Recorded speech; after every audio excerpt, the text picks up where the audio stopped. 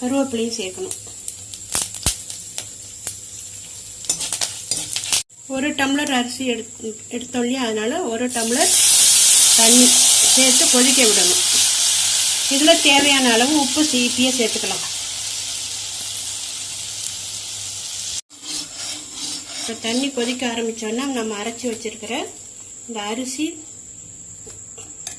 இதை கட்டி பிடிக்காமல் கிளறிட்டு கொஞ்சம் கெட்டி ஆனோன்னா கேஸ் ஆஃப் பண்ணிடணும்.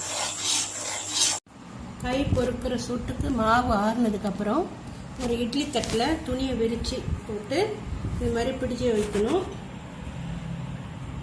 துணி இல்லைன்னா நீங்கள் எண்ணெய் தடவை கூட இது மாதிரி பிடிச்சி வைக்கலாம். இப்போ இட்லி பானில் தண்ணி வச்சு இதை ஒரு 5லேருந்து 7 நிமிஷம் வேக வச்சு எடுக்கணும்.